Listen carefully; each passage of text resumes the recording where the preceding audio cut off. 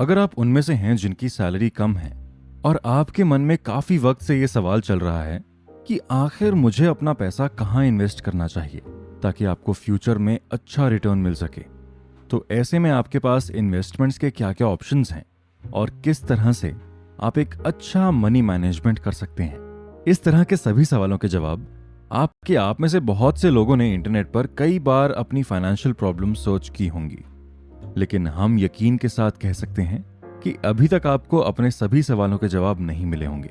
और इसी को ध्यान में रखते हुए हम आपके लिए ये शो लेकर आए हैं, जिसे सुनने के बाद आप अपना टाइम और पैसा दोनों बचा पाएंगे और हर एपिसोड में कुछ ऐसी बात सीख कर जाएंगे जिससे आपके फाइनेंशियल प्रॉब्लम्स काफी हद तक कम हो जाएंगी।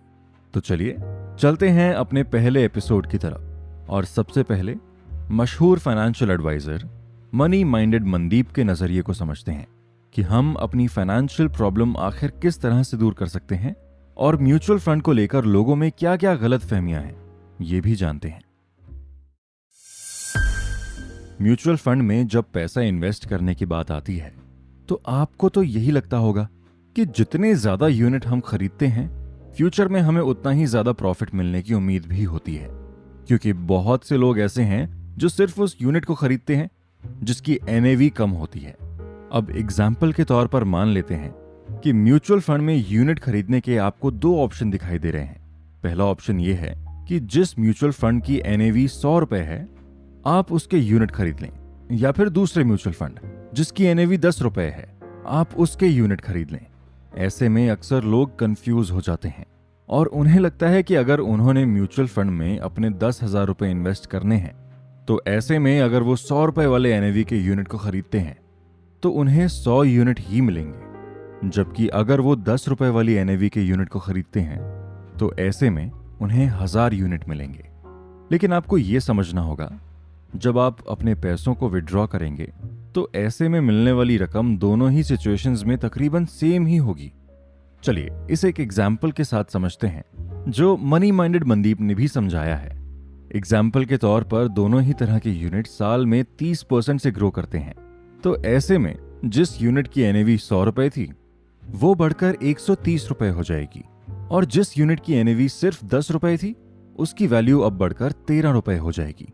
और ऐसे में अगर आपने दोनों ही तरह के यूनिट में अपने 10,000 रुपए इन्वेस्ट किए हैं तो दोनों ही केस में आपके पास जो रकम आएगी वो 13,000 ही होगी। इससे आप समझ पा रहे होंगे कि अगर आप एनएवी को ध्यान में रखकर म्यूचुअल फंड में अपना पैसा इन्वेस्ट कर रहे हैं तो इससे आपको कोई ज्यादा फर्क नहीं पड़ने वाला है, क्योंकि म्यूचुअल फंड में आपको फ्यूचर में कितना प्रॉफिट मिलेगा ये पूरी तरह से इस बात पर डिपेंड करता है कि आपका पैसा ग्रोथ म्यूचुअल फंड में इन्वेस्ट किया जा रहा है या फिर डिविडेंड म्यूचुअल फंड में इन्वेस्ट किया जा रहा है। क्योंकि वैसे तो ये बहुत छोटी सी बात है, लेकिन आपके लिए ये समझना बहुत जरूरी है कि जो लोग ग्रोथ म्यूचुअल फंड में अपना पैसा इन्वेस्ट करते हैं उन लोगों का पैसा आगे अलग अलग जगह पर इन्वेस्ट किया जाता है और उससे जो प्रॉफिट मिलता है उसे और भी जगह इन्वेस्ट किया जाता है, जिससे आपको फ्यूचर में काफी ज्यादा प्रॉफिट मिलने की उम्मीद होती है। वहीं डिविडेंड म्यूचुअल फंड में आप जितना पैसा इन्वेस्ट करते हैं उसके टोटल अमाउंट के हिसाब से हर महीने आपको रिटर्न मिलता है। ऐसे में अगर आप बहुत ज्यादा उम्मीद रख रहे हैं कि आपको फ्यूचर में बहुत ज्यादा पैसा मिलना चाहिए तो इसके लिए आपको ग्रोथ म्यूचुअल फंड में अपना पैसा इन्वेस्ट करना होगा। इसलिए अगर आप म्यूचुअल फंड में पैसा इन्वेस्ट करने के बारे में सोच रहे हैं तो इन सब बातों का खास ध्यान रखें। दोस्तों, सोशल मीडिया का यूज जब से बहुत ज्यादा होने लगा है तब से हर इंसान ये चाहता है कि वो अपने फ्रेंड्स को, अपनी फैमिली को ये दिखा सके कि वो अपनी जिंदगी में कितना ज्यादा खुश है, फिर भले ही वो असल में अपनी लाइफ में खुश ना हो। अब आप ही देखिए, लोग महंगे महंगे रेस्टोरेंट्स में जाते हैं और खाना खाने से पहले उसकी फोटो क्लिक करके उसे अपलोड कर देते हैं ताकि लोगों को दिखा सकें कि आज उन्होंने कितना पैसा खर्च किया है। लेकिन आप ही बताइए, आप अमीर दिखना चाहते हैं या फिर अमीर बनना चाहते हैं? क्योंकि अगर आपको सचमुच अमीर होना है तो आपको दिखावे की जिंदगी को कुछ समय के लिए पूरी तरह बंद करना होगा। इसके अलावा आपने ऐसे बहुत से लोगों को देखा होगा जिन्हें खुशी ही पैसे खर्च करके मिलती है। आपके फ्रेंड सर्कल में भी आपका कोई दोस्त ऐसा होगा जिसका जब भी मूड ऑफ होता है तो वो शॉपिंग करने चला जाता होगा और शॉपिंग करके उसे काफी अच्छा महसूस होता होगा। लेकिन सवाल यह है कि खुश होने के लिए आखिर पैसा खर्च करने की जरूरत ही क्या है। रचना फाड़ के पैसे बचाने का एक गोल्डन रूल ये बताती हैं कि आपको अपना पैसा उन्हीं चीजों में खर्च करना है जिसकी आपको लगातार जरूरत पड़ती रहती है, या फिर जिसका इस्तेमाल आप काफी लंबे वक्त तक कर सकते हैं। अब एग्जाम्पल के तौर पर मान लेते हैं कि आपने अपनी फैमिली फंक्शन के लिए 15,000 रुपए खर्च करके ड्रेस खरीदी है और उस फैमिली फंक्शन के खत्म होने के बाद आपने उस ड्रेस को एक बार भी नहीं पहना है, तो ऐसे में ये एक स्मार्ट डिसीजन तो नहीं हो सकता। आपको इन सब चीजों से बचना है और स्मार्ट तरीके से अपने पैसों को खर्च करना है ताकि आप ज्यादा से ज्यादा पैसे बचा सकें। हो सकता है आप में से बहुत से लोग फाइनेंस विद शरण को जानते हो।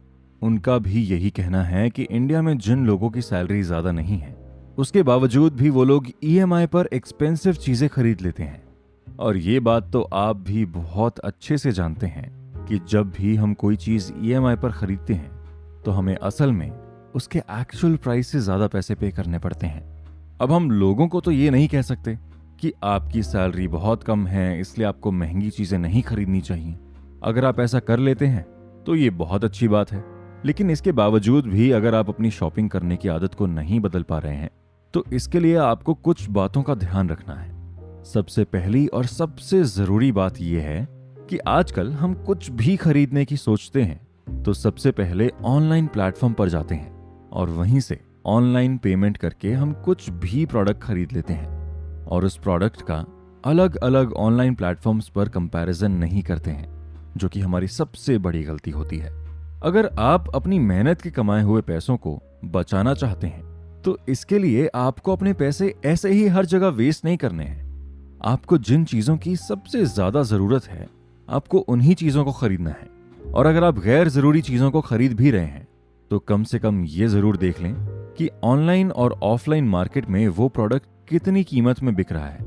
यानी कम वर्ड्स में कहें तो आपको अपना पैसा खर्च तो करना है, लेकिन बहुत स्मार्ट तरीके से खर्च करना है ताकि पैसे खर्च करने के बाद आपको अफसोस ना हो। इसके अलावा आप यंग एज में कैसे मिलियनेयर बन सकते हैं और उसके बारे में मशहूर फाइनेंशियल एडवाइजर पुष्कर राज ठाकुर का क्या कहना है, आइए नेक्स्ट एपिसोड में इसी के बारे में थोड़ा डिटेल में जानते हैं। पैसा बचाने के, पैसा कमाने के और उसे सही जगह इन्वेस्ट करने के कई तरीके समझा दिए हैं, लेकिन ये सभी चीजें तभी अच्छे से वर्क कर पाएंगी जब आपके अंदर डिसिप्लिन होगा। और डिसिप्लिन इंसान के अंदर तब आता है जब वो फिजिकली पूरी तरह फिट महसूस करता है। और ये हम इसलिए कह रहे हैं क्योंकि आपके डिसीजन में आपके माइंड का बहुत बड़ा रोल होता है कि आप किस तरह से सोचने वाले इंसान हैं और आपने अपने माइंड को टफ सिचुएशन के लिए किस तरह से प्रिपेयर किया है। अब मान लेते हैं किसी इंसान का माइंड हमेशा नेगेटिव चीजों के बारे में ही सोचता रहता है, तो ऐसे में कहीं ना कहीं उस इंसान का माइंड इस तरह से प्रिपेयर होने लगता है कि उसे पॉजिटिव चीजों में भी नेगेटिविटी दिखने लग जाती है। अब आप ही बताइए, अगर किसी इंसान ने कभी करोड़पति बनने का सोचा ही नहीं है तो क्या वो कभी करोड़पति बन पाएगा? फिर भले ही वो अपनी लाइफ में कितनी भी मेहनत क्यों ना कर रहा हो, क्योंकि हर बड़े सफर की शुरुआत सिर्फ एक आइडिया से होती है और वो आइडिया हमारे माइंड में ही डेवलप होता है। इसीलिए फाइनेंशियल एडवाइजर पुष्कर राज ठाकुर ने भी ये बात कही है कि अगर आप यंग एज में मिलियनेयर बनना चाहते हैं तो इसके लिए सबसे जरूरी चीज ये है कि आप सुबह जल्दी उठें और कोशिश करें कि सूरज उगने से पहले ही आप अपना बिस्तर पूरी तरह छोड़ दें, क्योंकि तब आपको ये महसूस होगा कि जब पूरी दुनिया सो रही है तब आप अपने सपनों को पूरा करने के सफर के लिए पूरी तरह तैयार हैं। और सुबह के वक्त आप प्लान कर पाएंगे कि आज आपको दिन भर क्या क्या करना है, जिससे आप अपने सपनों के और भी करीब पहुंच सकते हैं। और इसी तरह से आपकी लाइफ में डिसिप्लिन आएगा, जो कि एक सक्सेसफुल इंसान की सबसे बड़ी पहचान होती है। इसके अलावा आपको खुद को एक डेडलाइन देनी है कि आपको अपने गोल कितने समय के अंदर अचीव करने हैं, क्योंकि आप जब ऐसा करेंगे तो आपको कभी भी थकान महसूस नहीं होगी। और अगर आपको ऐसा लगेगा भी तो आपको अपनी दी हुई डेडलाइन याद आएगी और आप दोबारा उठकर अपने सपनों को पूरा करने के लिए निकल पड़ेंगे। और सबसे जरूरी चीज ये है कि अगर आप अपने अर्ली 20s में हैं तो ये कोशिश करिए कि आप ज्यादा से ज्यादा स्किल सीखें, क्योंकि आज के ज़माने में कोई भी आपसे ना तो डिग्री मांगता है, ना ही आपसे कोई सर्टिफिकेट मांगता है। सब यही पूछते हैं कि आपको क्या करना आता है। और ऐसे बहुत सारे लोग हैं जो सिर्फ अपना स्कूल खत्म करने के बाद आज करोड़ों रुपए कमा रहे हैं। इसलिए स्किल सीखना आपके लिए सबसे ज्यादा जरूरी है। और आज के ऑनलाइन जमाने में तो ये आपके लिए कोई बड़ी बात भी नहीं होनी चाहिए। दोस्तों, हम मिडिल क्लास फैमिली से बिलोंग करने वाले लोग ये बात बहुत अच्छे से जानते हैं कि हमारी ज्यादातर परेशानियां पैसों के आने से दूर हो सकती हैं। और जब हमारे पास पैसा नहीं होता तो हम लोन लेने के बारे में सोचते हैं। और अजीब बात तो ये है कि अमीर लोगों के मुकाबले मिडिल क्लास फैमिली के लोगों को लोन लेते वक्त ज्यादा इंटरेस्ट देना पड़ता है। और मान लो हमने लोन ले भी लिया और उसके बाद हमारी एक परेशानी तो दूर हो जाती है, लेकिन उसकी जगह अब हमें लोन की टेंशन सताने लगती है। इसलिए फाइनेंशियल एडवाइजर अक्षत श्रीवास्तव, जिनके यूट्यूब पर 1 मिलियन से ज्यादा सब्सक्राइबर्स हैं, उनका भी यही कहना है कि अगर आप मिडिल क्लास ट्रैप से बाहर निकलना चाहते हैं तो पहले आपको लोन लेने से खुद को बचाना होगा। आपको तब तक लोन नहीं लेना है जब तक आपको उसकी बहुत ज्यादा जरूरत ना हो। लोन लेने की जगह आपको ये कोशिश करनी है कि आप जो भी काम कर रहे हैं, जिस तरह की जॉब में हैं, आप वहां से किसी तरह से ज्यादा अर्निंग कर सकते हैं और अपनी मेहनत के दम पर थोड़ा ज्यादा पैसा कमा सकते हैं।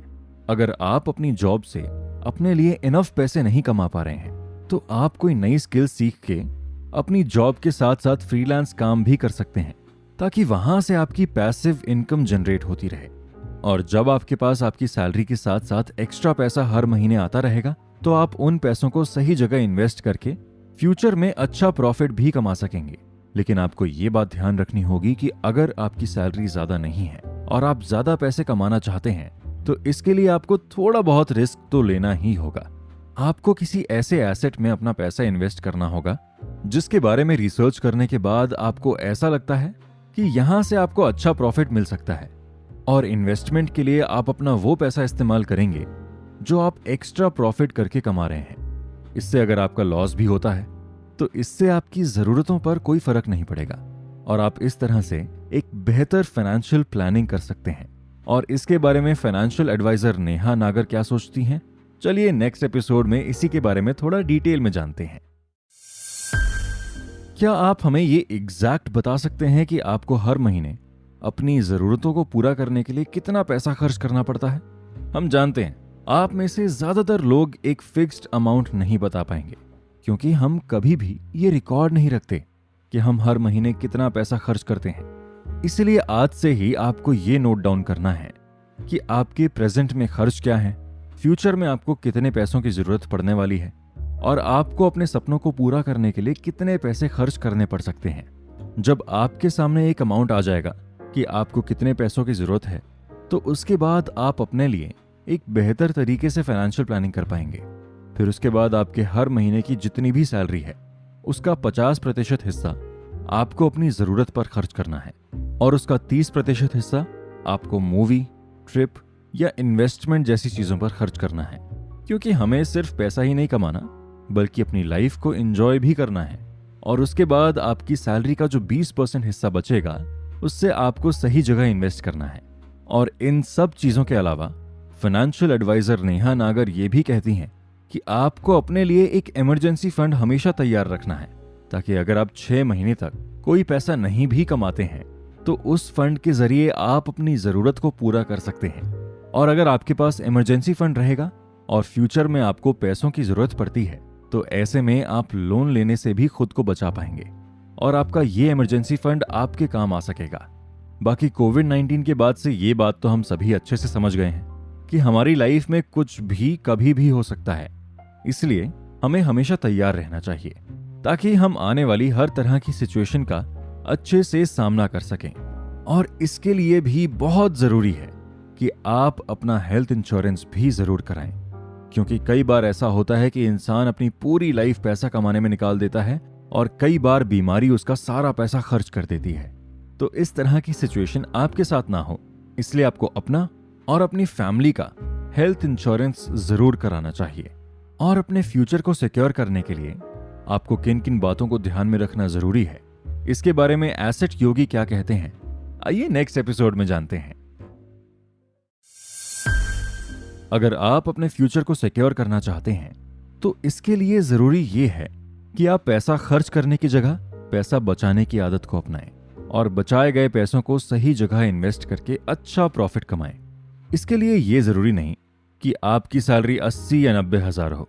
अगर आप महीने के 30 हजार भी कमाते हैं तब भी आप आज से ही सेविंग करके आने वाले वक्त में करोड़पति भी बन सकते हैं, क्योंकि अच्छी इन्वेस्टमेंट में पैसा समय के साथ साथ डबल होता है।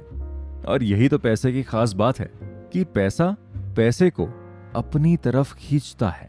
इसके अलावा मशहूर फाइनेंशियल एडवाइजर और यूट्यूबर एसेट योगी का भी यही मानना है कि आपको अपने फ्यूचर को सिक्योर करने के साथ साथ अपनी फैमिली के फ्यूचर के बारे में भी सोचना होगा, क्योंकि अगर खुदा न खास्ता आपको कुछ हो जाता है तो इससे आपकी फैमिली को फाइनेंशियल क्राइसिस का सामना ना करना पड़े।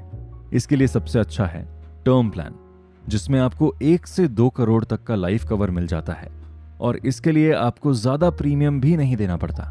वहीं इन्वेस्टमेंट की बात करें तो अगर आप कम वक्त में ज्यादा प्रॉफिट कमाना चाहते हैं तो स्टॉक मार्केट एक अच्छा ऑप्शन हो सकता है। लेकिन अगर आपको स्टॉक मार्केट में रिस्क से डर लगता है तो इसकी जगह आप गोल्ड में भी अपना 10 से 15% बचाया हुआ पैसा इन्वेस्ट कर सकते हैं। और अगर आप डिजिटल गोल्ड खरीदते हैं तो इससे आपको और भी ज्यादा प्रॉफिट मिलेगा।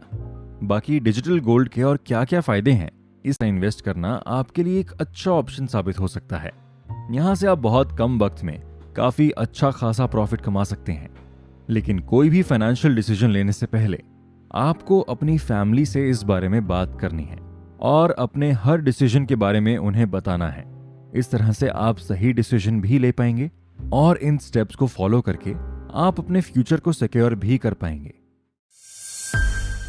तो दोस्तों, ये थे कुछ टॉप फाइनेंशियल एडवाइजर की कुछ टॉप फाइनेंशियल एडवाइस जो हमने आज। उम्मीद करते हैं इन बातों को ध्यान में रखकर आप अपने पैसों का इस्तेमाल सही तरीके से कर पाएंगे और अपने फ्यूचर को सिक्योर करके अच्छा प्रॉफिट कमा पाएंगे। हम उम्मीद करते हैं आज इस बाइट्स में आपको हर एपिसोड से कुछ नई बात सीखने को मिली होगी और वो सभी आपकी लाइफ में काफी काम आएंगी। तो फिलहाल वक्त आ गया है आपसे विदा लेने का। आपसे मुलाकात होगी फिर कभी दूसरे शो में।